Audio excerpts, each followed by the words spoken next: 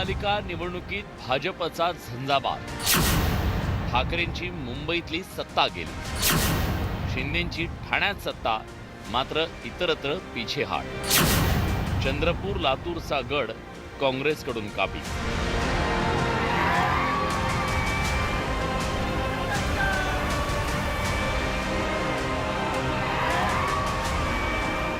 राज्यात महापालिका निवडणुकीच्या निकालात भाजपनं विजयाचा गुलाल उधळला।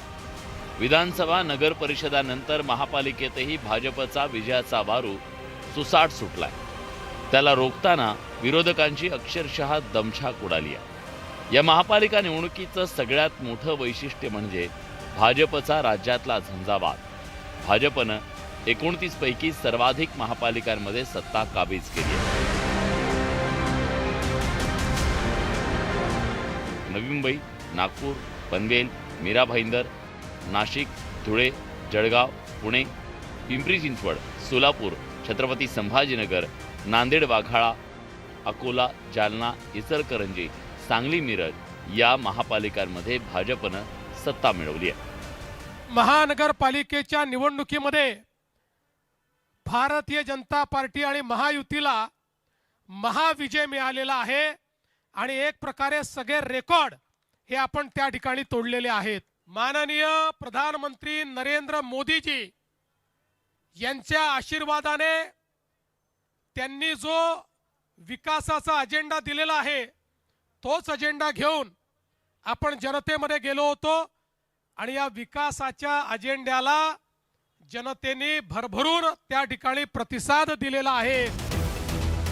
भाजपनं सर्वात जास्त महापालिकांमध्ये 16वर सत्ता मिळवली असताना मित्र पक्षांसोबत काही महापालिकांची सत्ता भाजप मिळवणार आहे। नवी मुंबई, मीरा भाईंदर, नाशिक, छत्रपती संभाजीनगर, जालन्यामध्ये भाजपनं शिवसेनेला धक्का दिलाय, तर पुणे आणि पिंपरी चिंचवडमध्ये अजित पवारांना धक्का देत सत्ता काबीज केली आहे। मुंबई, कल्याण, डोंबिवली, कोल्हापूर, अमरावती या महापालिकांमध्ये भाजप महायुतीतल्या मित्रपक्षांसोबत सत्तेत येणार आहे। मुंबई महानगर प्रदेशात एकूणच 6 ठिकाणी भाजपला यश मिळालं।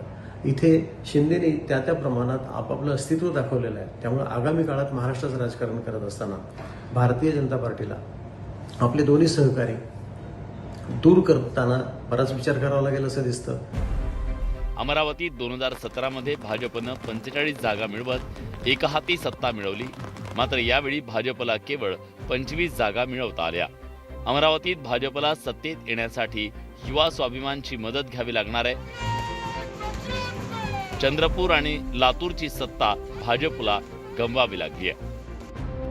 नाही, सत्ता गेली असं म्हणता येणार नाही। मी जसं आता सांगितलं की महापौर बनवण्याची संधी जनतेने दोघांनाही दिली आहे, त्यामुळे आपापल्या परीने प्रयत्न करून महापौर आम्ही बनवू। हा, एक गोष्ट खरी आहे की हे जे 17 AB फॉर्म गेले त्याचा काही परिणाम कार्यकर्त्यांवर आणि त्याचा निवडणुकीवर निश्चितपणे झाला आहे। कारण 17 उमेदवार जर कदाचित बदलले नसते तर स्पष्ट बहुमत आम्हाला प्राप्त झालं असतं, हा माझा विश्वास आहे। शिंदेच्या शिवसेनेनं ठाण्याचा गड कायम राखलाय। त्यासोबत कल्याण, डोंबिवली, उल्हासनगर, कोल्हापूर या ठिकाणी शिंदेच्या शिवसेनेनं चांगली कामगिरी केली आहे। मात्र त्याचवेळी मुंबई, नवी मुंबई, कल्याण, डोंबिवली या ठिकाणी शिंदेच्या शिवसेनेपेक्षा भाजपची कामगिरी उजवी ठरली आहे। मुंबई, नवी मुंबई, मीरा भाईंदर, छत्रपती संभाजीनगर आणि जालन्यात शिंदेच्या शिवसेनेला मोठा फटका बसलाय। मुंबईकरांनी विकासाच्या मुद्द्यावर आम्हाला मतदान केलेलं आहे। नव्या मुंबईचा आपण म्हणाला तर आम्ही जवळपास 40% जागा जिंकलो आहे। 42 जागा आम्ही जिंकलेलो आहे। त्यामुळे कल्याण, डोंबिवली असेल, उल्हासनगर असेल, नवी मुंबई असेल, ठाणे असेल, ठाणेमध्ये तर एकतर्फी शिवसेनेला स्पष्ट बहुमत मिळालेलं आहे। त्यामुळे मतदारांनी महायुतीला बिलकुल कौल दिलेला आहे। या महापालिका निवडणुकीत काँग्रेसची अनेक ठिकाणी पिछेहाट झाली असली तरी लातूर, चंद्रपूरमध्ये भाजपची 16वर सत्ता येणार आहे। लातूर आणि चंद्रपूरचा गड काँग्रेसनं पुन्हा काबीज केलाय। लातूरच्या मतदारांनी काँग्रेस वंचित बहुजन आघाडीला एकहाती सत्ता दिली, त्याबद्दल मी त्यांचे खूप खूप आभार व्यक्त करतो, त्यांना धन्यवाद देतो। आणि लातूरच्या मतदारांनी पुन्हा एकदा दाखवून दिलं की लातूर हे नेहमी सत्याच्या बाजूने उभं राहतं।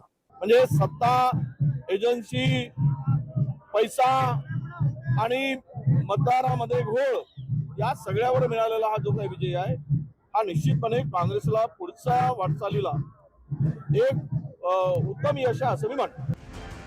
नांदेडमध्ये 2017 मध्ये तब्बल 81 पैकी 73 जागा काँग्रेसनं जिंकल्या होत्या.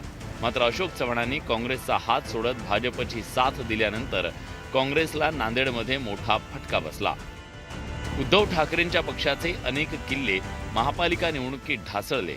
ठाकरे बंधूंचे 72 नगरसेवक जिंकून आले असले तरी मुंबई महापालिकेतील तब्बल 25 वर्षांची सत्ता ठाकरेंच्या हातून गेली आहे.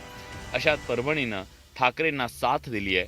परभणीत ठाकरेंच्या पक्षाचे सर्वाधिक 25 नगरसेवक निवडून आले. ठाकरेंची शिवसेना काँग्रेससोबत सत्तेत येऊ शकते. पुणे आणि पिंपरी चिंचवडमध्ये जबर पिछेहाट होत असताना अहिल्यानगरमधील कामगिरी काहीशी दिलासा देणारी आहे. अहिल्यानगरमध्ये राष्ट्रवादी भाजपची सत्ता येणार आहे. अजित पवारांच्या राष्ट्रवादीनं सर्वाधिक 27 जागा जिंकल्यात तर भाजप 25 जागा जिंकत दुसऱ्या स्थानी आहे.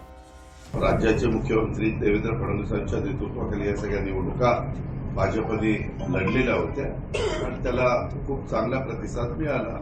आता इतरांचा त्याच्यामध्ये पराभव झाला. आता पराभव झाला, माझं स्वतःचं गणित असं असतं की पराभवानी खचून जायचं नसतं, पुन्हा त्याच्यामध्ये आपलं आपलं काम करत राहायचं असतं. वसई विरारमध्ये हितेंद्र ठाकूरांच्या बहुजन विकास आघाडीची जादू कायम असल्याचं दिसून आलं. बहुजन विकास आघाडीनं इथली सत्ता कायम राखत भाजपला मोठा धक्का दिला. कार्यकर्ता जिंदाबाद. नेते आले, अभिनेते आले, मंत्री संत्री बाहेरच्या राज्यातून आले, पण कार्यकर्त्यांनी स्वतःच्या हातात इलेक्शन घेतली. मालेगावमध्ये इस्लाम पार्टीनं 35, MIMनं 21 तर शिवसेनेनं 18 जागा मिळवल्या. इस्लाम पार्टीकडे सत्तेची चावी असणार आहे. MIMनं या निवडणुकीत चांगली कामगिरी केली असून MIMचे एकूण 125हून अधिक नगरसेवक निवडून आलेत. अनेक महापालिकेत MIM प्रमुख विरोधी पक्ष असणार आहे.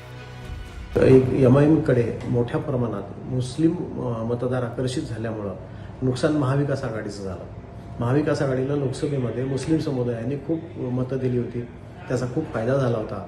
तीच मतं त्यांना कमी मिळाली, त्यामुळे काँग्रेसला निर्भेळ असं यश कुठेही मिळालं नाही. काँग्रेसकडचा हा मतदार वर्ग गेला. तब्बल 9 वर्षानंतर पार पडलेल्या या निवडणुकीत दिमाखदार कामगिरी करत भाजपच धुरंधर ठरला. भाजपनं विरोधकांना अगदी चितपट केलं असून मित्रांनाही त्यांच्या विजयानं गर्भित इशारा दिलाय.